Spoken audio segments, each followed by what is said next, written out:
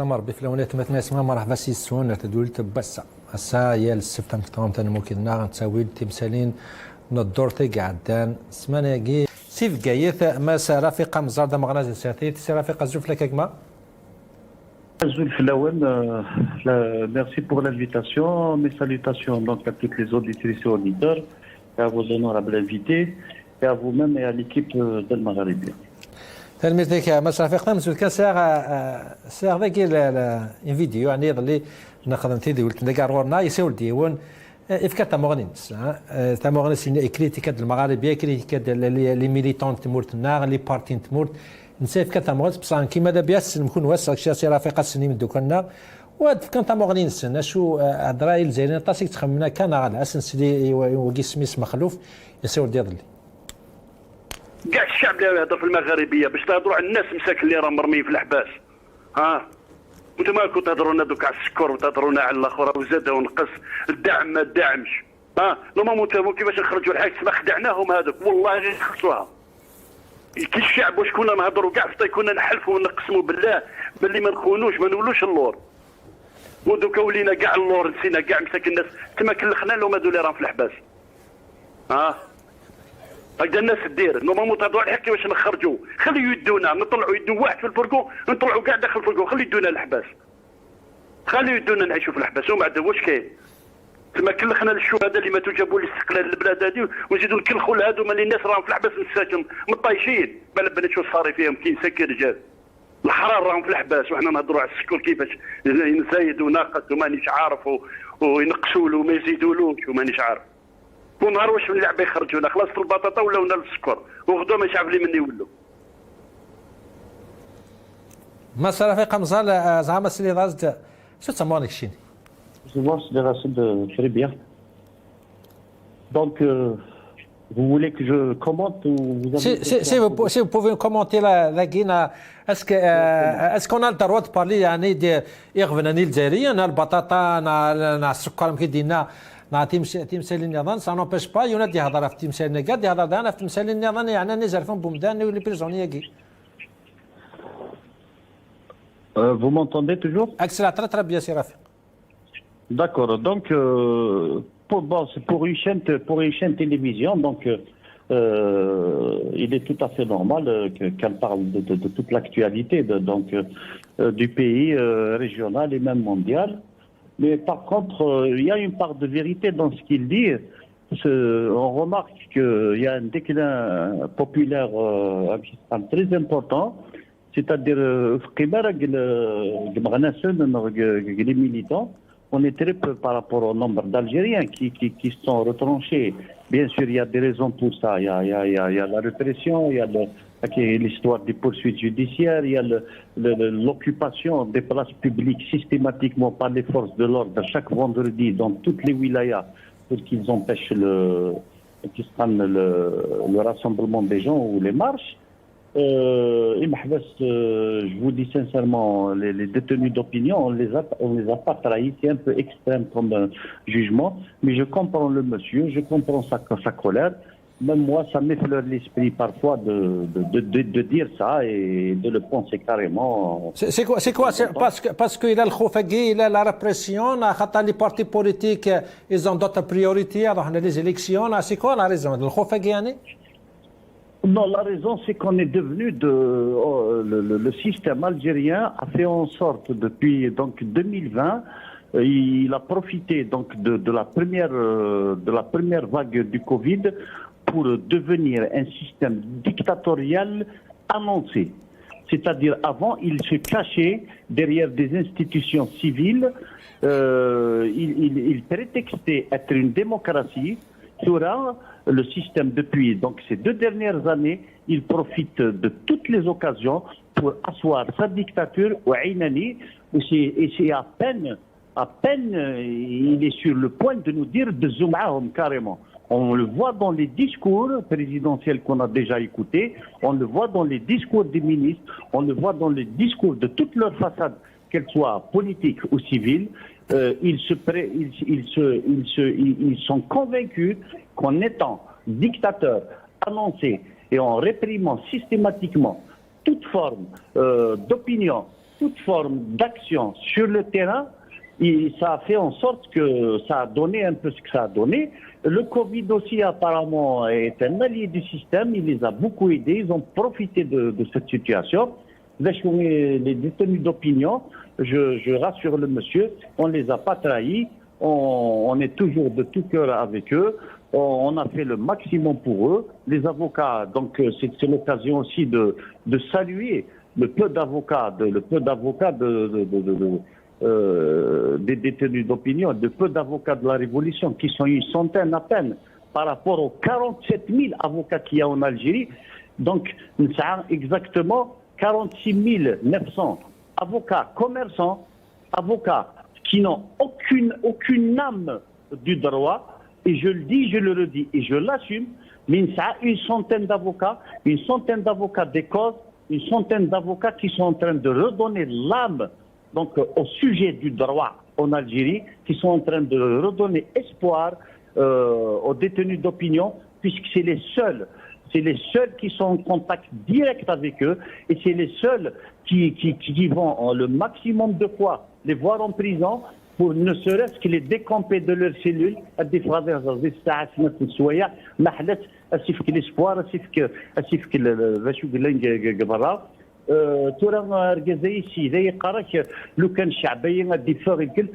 Il a raison. Le militant ou l'activiste ne peut rien faire seul. Je l'ai dit plusieurs fois. C'est une amère réalité. Je ne peux pas, moi, par exemple, avec une dizaine de militants, sortir pour qu'on soit emprisonné et pour qu'on soit définitivement débarrassé du terrain de la révolution, alors que le peuple ne sort pas. Le peuple, s'il veut sortir, il est souverain. Et s'il veut sortir, il nous trouvera en première ligne comme des militants sincères, comme des militants de première ligne. Mais la cause des détenus d'opinion se défend beaucoup plus devant les tribunaux, devant les injustes tribunaux algériens, et se défend beaucoup plus le cœur nord, et parmi toutes les aides et compassion, toutes les actions qui sont faites en faveur de ces détenus-là. Et je vous confirme une chose, s'il vous plaît, pour finir avec cette question. Les détenus d'opinion, plus de 270, sont certainement dans leur cellule, mais il ne faut pas oublier que nous sommes tous, ici en Algérie, des détenus d'opinion provisoire. On peut le devenir tous à n'importe quel moment. Très bien. مس رفيق مزال يعني نغالا تتمسا نغالا اللي حلاو من تيتمورتنا اسنسلي إماس بن عبد الرحمن نغالا من زوج دينا في لي سوبونسيون مادام لا رواقي فطن في الاسمانيه بالك تنقط سوازاليست كي إميك حفصن ils ont changé les subventions généralisées ces subventions ciblées اسنسلي بن عبد الرحمن ادوغالا كماس امزال سياسة دعم الدولة للفئات الهشة والطبقة المتوسطة ما زالت وسوف تتواصل، ونزع الدعم عن هذه الفئات يعتبر محرما لدينا. فالجهاز المؤسس في قانون المالية 2022 هذا الجهاز سوف يعيد النظر في سياسة الدعم بحيث يوجه الأموال المرصودة إلى أهلها وإلى أصحابها الحقيقيين والعائلات التي تحتاج هذا الدعم من خلال مقاربة جديدة وآليات سوف يعمل هذا الجهاز على وضعها. ما صار في قمزان اللي راس لا بوبولاسيون سكوتيرا الدعم قال يكمل بصح الفايتر سيبلي وقدينا ناس مالا كوم كوا لا كروسونس ايكونوميك تبدا 6% نيكس لا بروميير فوا دون ليستوار لالجيريين تبدا 6% دو كروسونس ايكونوميك نيك ني فاتاست مورا من برا عام كثر شي تمثال نقي لي ديكلاراسيون كاع سي راسيرون يعني les subventions ciblées de l'hal et l'économie de Mourtena. Premièrement, je répondrai sur le point de la croissance économique de 6%. Je viens de prendre connaissance sur croire qu'on est en croissance économique de 6%, c'est vraiment faire le mythomane. Non, textuellement, le dernier trimestre en Algérie 2021, on a passé à 6% de croissance, ce n'est jamais de l'histoire de l'Algérie. On a fait mieux que beaucoup de pays développés. Il est possible qu'il y ait eu 6% de croissance par rapport à 2020. N'oublions pas qu'en 2020, plus de 50% des entreprises algériennes étaient à l'arrêt. Donc si Ces entreprises-là ont redémarré un semblant d'activité en 2021, malgré que la crise des entreprises et des usines existe. Ce n'est pas 6% de croissance, mais c'est 6% de redémarrage dans l'économie nationale. Il est impossible que ce soit une croissance économique parce que les chiffres proportionnels sont des chiffres indolores et incolores. Quand vous parlez de pourcentage comme ça, à l'aveuglette, vous avez un effet indolore et incolore. Ça veut dire que vous ne sentez pas le leur et que vous ne sentez pas la douleur du chiffre. Donc, les entreprises, elles étaient à l'arrêt. C'est tout à fait normal qu'au redémarrage d'un semblant d'activité économique, et j'insiste, moi-même je suis opérateur économique et je sais de quoi je parle, quand il y a un semblant redémarrage d'activité économique, ça vous fait un chiffre de 6% rattrapé sur l'année dernière. Mais je suis désolé, il faut comparer à 2019, à 2018, est-ce qu'on est dans les mêmes chiffres et les mêmes seuils? Si on reste sur le chiffre, c'est un jeu de mots, il utilise les mots, même si il fallait expliquer. Je peux facilement vous leurrer avec un pourcentage. Imaginez que demain, quelqu'un se présente aux élections présidentielles et il va avoir 10 votants pour lui. 10 sur les 25 millions de votants algériens. Et les 10 vont voter pour lui. Il va vous dire que j'ai pris les élections à un taux de 100%. Vous allez croire qu'il a des millions derrière lui. Alors que 10 sur 10, c'est 100%. Donc le chiffre de 6%, nous ne savons pas le pourcentage de 6%, nous ne savons pas qu'est-ce qu'il cache comme chiffre derrière, comme balance économique derrière, comme revenu économique. Comme revenus fiscaux. Justement, ils s'en font en vérité de 6 à 20%. Rien n'a changé. Le contraire, ça s'est empiré quand même. Écoutez-moi, une entreprise, imaginez une entreprise qui était à l'arrêt l'année dernière pour cause de confinement qui a duré presque une année. À l'arrêt. Ça veut dire que c'est zéro activité. Et que cette année, elle redémarre, malgré qu'elle ne redémarre pas comme au même seuil de chiffre d'affaires de l'année d'avant. Il peut faire du 80% de croissance. Si par exemple il avait 1 million de dinars de chiffre d'affaires en 2019 et en 2020 il était à l'arrêt. Et que cette année il redémarre, il fait 800 000 dinars de chiffre d'affaires. Il va vous dire que je suis à 80% de croissance. Mais il faut tenir compte des éléments importants qui ont influencé cette économie, enfin l'économie mondiale en général. Je doute fort qu'on puisse trouver dans le monde entier un responsable qui va se vanter en ce moment de croissance économique. Surtout que le monde parle en ce moment de redémarrage économique. Il y a un petit redémarrage dans tous les secteurs qui commencent à être visibles dans les économies de tous les pays du monde. Mais je pense que tout le monde est prudent sur la question et personne ne peut se vanter d'une croissance économique. Pour ce qui est des subventions. Et puis deuxièmement, donc, pour des subventions, ce problème de subvention restera un problème national. Je ne sais pas si mon chiffre est bon. La dernière fois, il me semble que j'ai entendu parler de 16 milliards de dollars de subventions, de transferts sociaux, donc réservés à la nouvelle loi de finances. Je doute de ce chiffre. Je ne me rappelle pas si c'est... 16 milliards. Donc, imaginez que ces 16 milliards de dollars partent directement vers les couches moyennes et les couches défavorisées. On n'aura plus de pauvres en Algérie, on n'aura plus une couche moyenne qui peut plus se permettre un véhicule ou un logement ou des vacances. On aura des couches moyennes assez bourgeoises et assez consommatrices aussi pour l'économie nationale. Et nous savons tous que les ménages sont la base de la boucle économique. C'est eux qui font tourner l'économie. Si les ménages sont pauvres, votre économie ne sera pas assez rentable, il n'y aura pas assez de fluidité, assez d'échanges financiers et économiques. Si vos ménages sont à l'aise, si vos ménages sont une classe moyenne assez proche au moins de la petite bourgeoisie, c'est ce qu'on appelle la petite bourgeoisie, comme on le voit en Suède ou en Hollande. Justement, ما سمزلت الديبات موسنا comment d'abord identifier les classes moyennes à pauvres وثاني ça veut dire quoi une classe moyenne elle a شحال le revenu par année par mois pour identifier la famille qui elle fait partie de la classe moyenne à pauvre à la classe bourgeoise.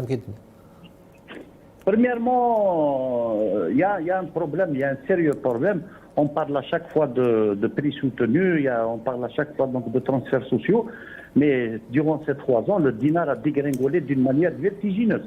Mais ils n'ont jamais augmenté les salariés, ils n'ont jamais vu, ils n'ont jamais étudié comment relancer l'économie, comment laisser les gens investir, comment laisser les gens créer de la richesse pour créer de l'emploi et améliorer la condition du travailleur d'abord.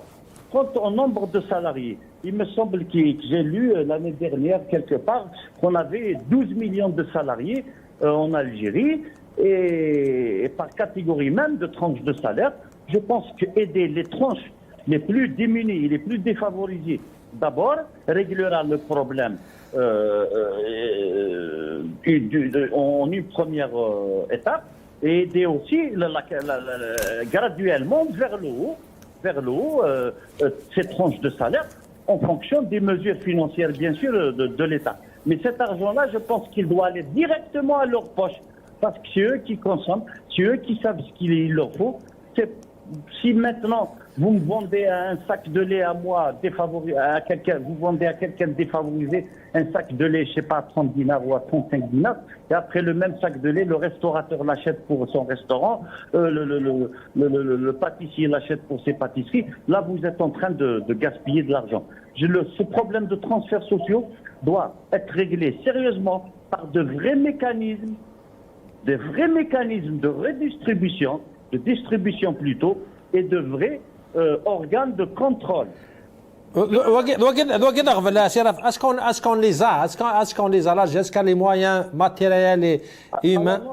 À l'annonce qu'on vient d'écouter en votre compagnie, on dit qu'il y aura un organisme. Il y aura un organisme. Cet organisme a été créé. Est-ce qu'il a été créé d'abord, cet organisme? Est-ce que son organigramme est là?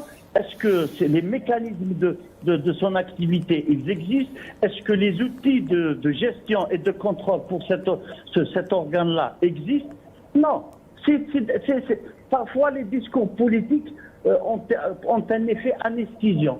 On va créer un organisme sans plus de détails. Oui, on veut aussi avoir une économie forte, mais sans plus de détails. On veut aussi aider le pauvre, mais sans plus de détails. Si on reste très longtemps dans ce discours politique et populiste, dans les idées sans plus de détails, comme j'ai l'habitude de le dire à mes amis en ironisant, on ira droit, on est déjà dans la porte, à l'entrée d'un gouffre, mais on ira droit dedans et bien profond.